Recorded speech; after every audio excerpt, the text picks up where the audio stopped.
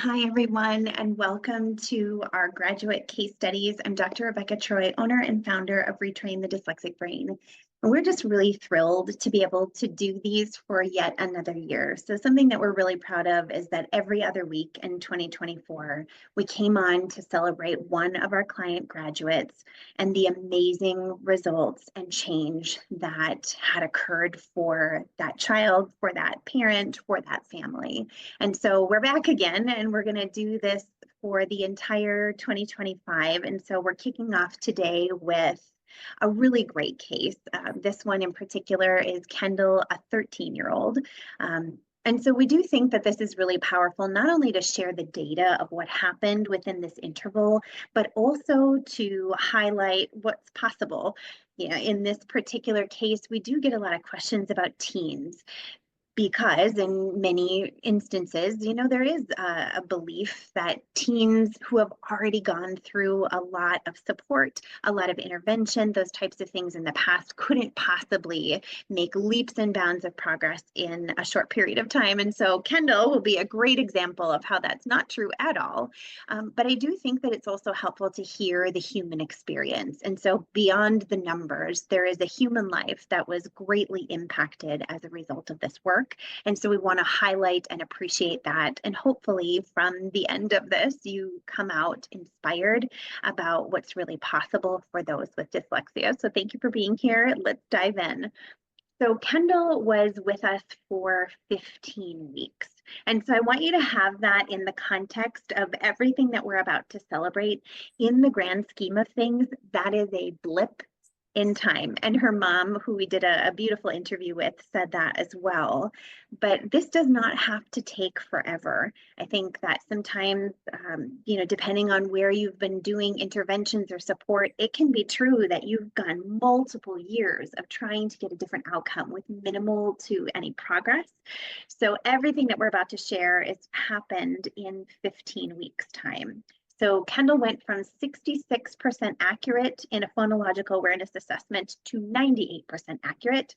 Her reading scores on the Wide Range Achievement Test 5 went from the 30th percentile to the 94th percentile.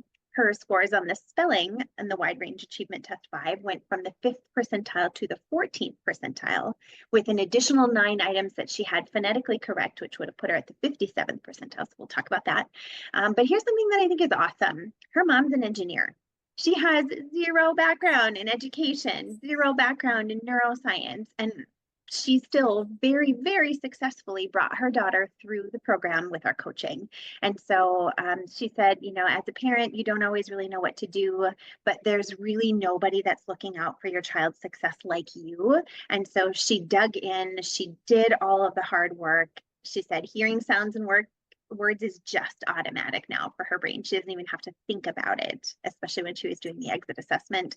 And she's now sitting down to read books, and that's absolutely been thrilling for moms. So if you have not met us before, we are a company that supplies neuroscience-based techniques to reorganize how the brain is responding to language in your home.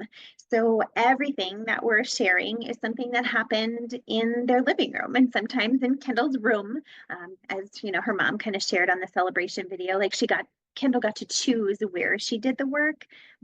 But this is something that happened at home. And so mom was the one who did all of the intervention for 10 to 15 minutes a day with our coaching. And this is the amazing result that she got within 15 weeks time.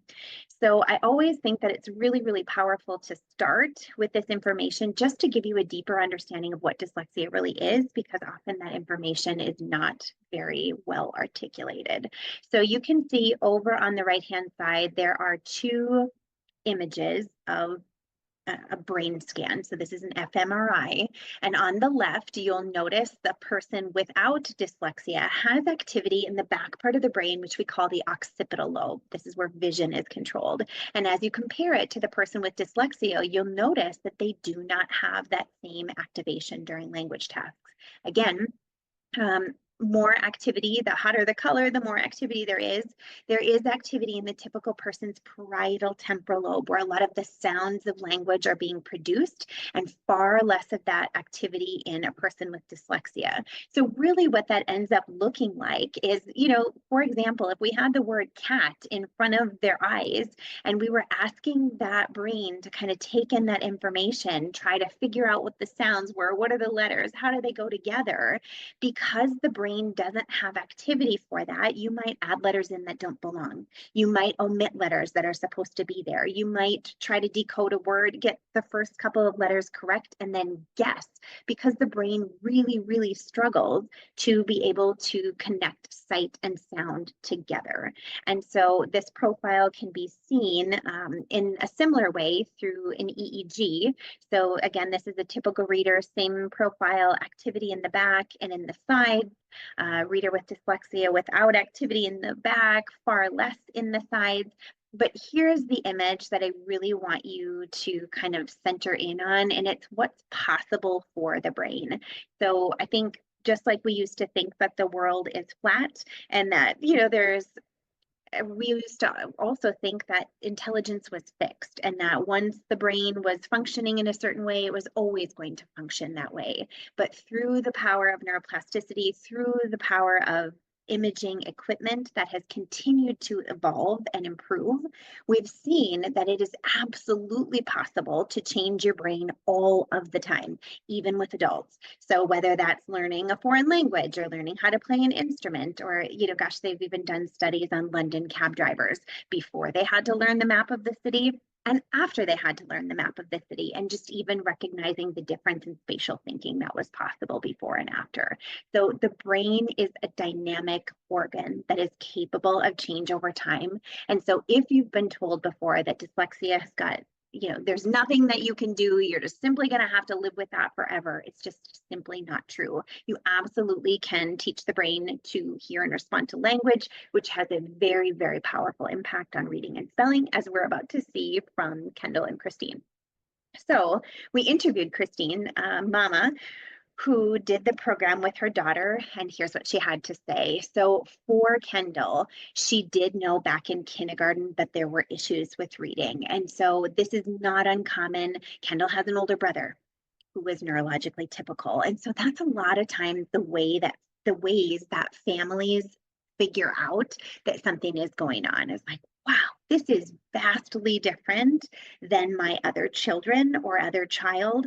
And something has got to be going on. And so Christine recognized that back in kindergarten, and she knew that Kendall was not progressing with language and reading in the same way that her son did.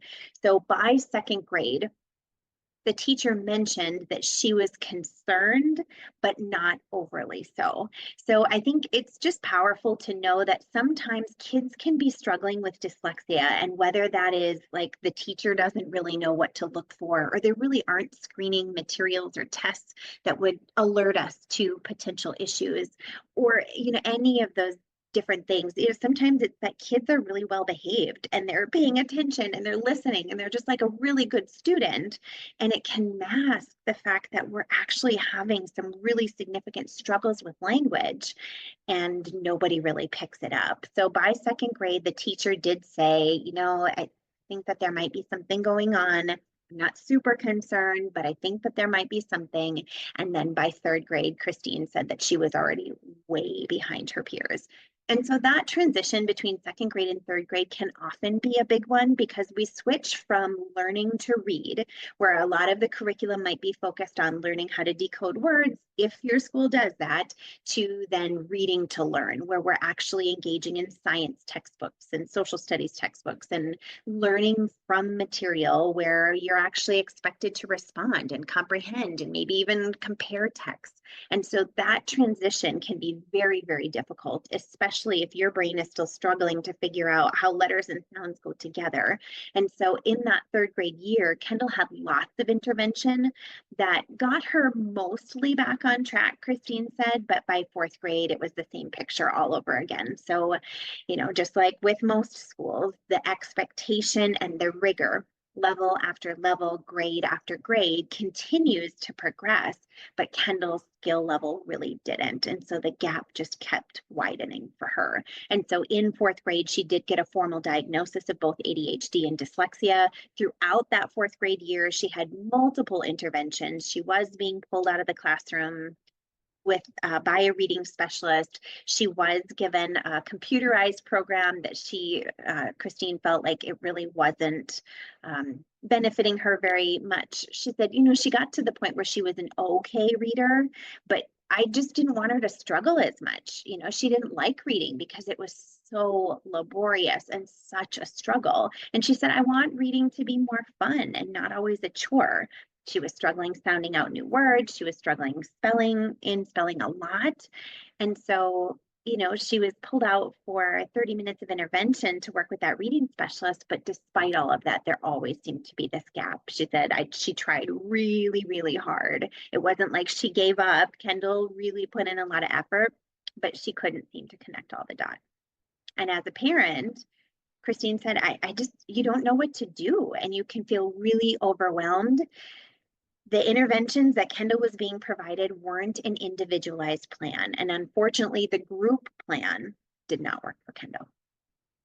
So again, she wanted reading to be a much more enjoyable experience. She said, I'm big into science and data, so your program, this Retrain the Dyslexic Brain program, really appealed to me. So I thought I would give it a try. She said the program was really easy to follow. And I think that that's powerful because sometimes we do get that question like, oh, I'm really uncertain about my ability to do this. Like, I'm not an educator. I don't have any background in this. I'm just a mom. First of all, never just a mom, but Christine doesn't have this background. She's an engineer by trade and continued to be so the entire time that she was in the program. And she said, I was intimidated at first as someone with an engineering background, but the videos tell you exactly what to do. And the weekly sessions and the coaching were really helpful. And so after just a few weeks, I felt really confident. She said I was really surprised at how much things had changed in such a short time. On the exit assessment, she just whizzed right through them. It was almost automatic. She could just do it in her brain, which was a major improvement. In fact, she said she saw a huge improvement there. She's reading correctly without having to guess. Before, she used to ask me how to spell everything. Now she's doing that on her own. In the pre-assessment, she wasn't even able to account for all of the syllables. So her confidence for the first time in forever has shifted. Kendall's actually reading a book right now that was given to her by her teacher. We're celebrating that she finished the program. She said getting to the end and getting results was very rewarding for me. And we hear that a lot from parents because, you're really digging in to ensure that you see a change. And nobody is going to ensure that that happens more than the parent who is seeing the struggle day after day after day. You can't help but be emotionally invested in seeing a change. So she said having her be more confident and rely less on technology was definitely a win as well. So I think it's just really powerful to hear from the human experience how her life has improved, how her confidence has improved, how even the stress that mom felt in terms of the amount of support that was required of her has shifted, and it's been a tremendous gain in all areas.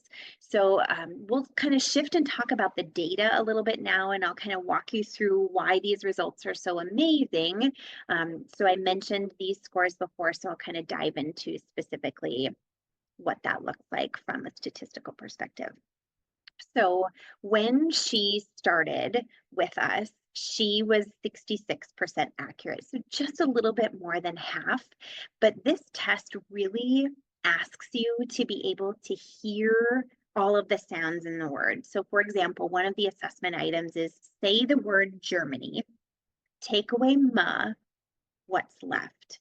So in order to really be able to do that correctly, Kendall would have to be able to visualize, because she can't see this word, visualize the word Germany, recognize that ma is the middle sound, be able to pull that out, remember what this sound is, remember what this sound is, and be able to put that together. And that mental Olympics of being able to see and respond to language is very, very difficult, if not impossible, for a child with dyslexia. And so within 15 weeks, she was able to shift to only having one error. She got 41 out a 98% accuracy. So did we shift the way that her brain was processing language? Absolutely. Again, age 13 within 15 weeks.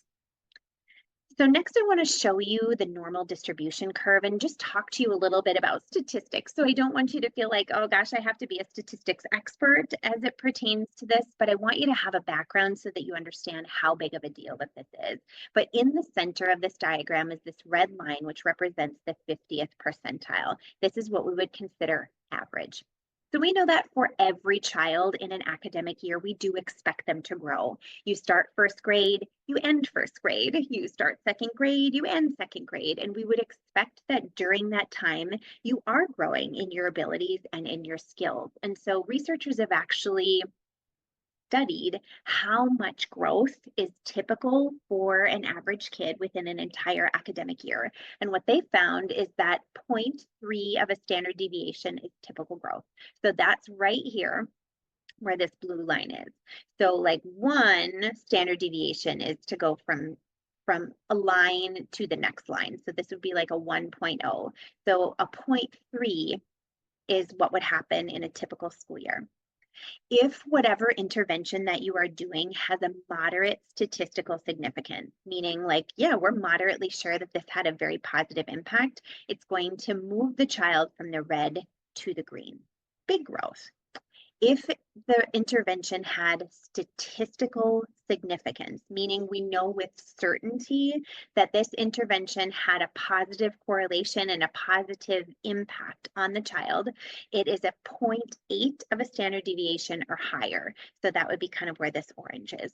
So now that you have that background, I want to show you what happened to Kendall and why we're so proud of this as a company and what that really means for her. So she started here in her reading at the 30th percentile. So like her mom said, she could read, but it just wasn't easy for her. Her brain was really having to work really hard and it was not enjoyable. So if she would have grown what a typical kid grew in an entire academic year, she would have gone to the yellow. And oftentimes, I'll be honest, for kids with dyslexia, they don't grow the typical amount that most kids do. They grow less.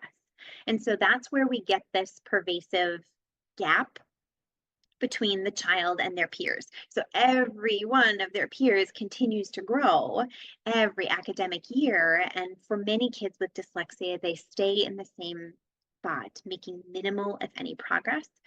So let's just imagine that this program had a statistically significant impact on her reading, meaning that we know with certainty that the program had a positive impact on her reading. She would have gone to this tannish color here. But Kendall actually went 1, 2.5 standard deviations of growth in 15 weeks, which is amazing. And statistically, that's like off the charts in every single way. And I'll show you that in just a minute, but we're really proud of that. And here's why that matters. When you are trying to support your child with an intervention, you want the growth to close the gap. You want to make as much progress as humanly possible so that there is less of a discrepancy between your child and their peers. So in this case, Kendall is actually decoding words better than 94 out of 100 of her same age peers. So that means that she's actually developed skills that maybe some other kids her age don't even have, which is fantastic. So let's take a look at spelling. So similar picture, Kendall had a hard time with spelling. So she was at the 5th percentile when she started with us. Again, typical growth in an entire year would have kind of put her at this yellow. Statistically significant growth, meaning we know with certainty that this program had a positive impact on spelling, would have put her at this tan. Kendall instead was even above that, above statistical significance at the 14th percentile. In addition, if we counted the ones that she had phonetically correct, like words like, oh, I made a list of the ones that she had accurate because I thought it was so powerful. So executive, lucidity, enthusiasm. Like she had every single one of the sounds there. She had one letter off in how she spelled those, but we're not talking about words like dog and cat. We're talking about lucidity, enthusiasm, executive. She had everything there. She just maybe missed one letter. So massive, massive gains in her ability to not only hear and respond to the sounds, but to be able to represent those consistently. So I want to always celebrate the parents and grandparents who come on to do these programs with us because it isn't just us.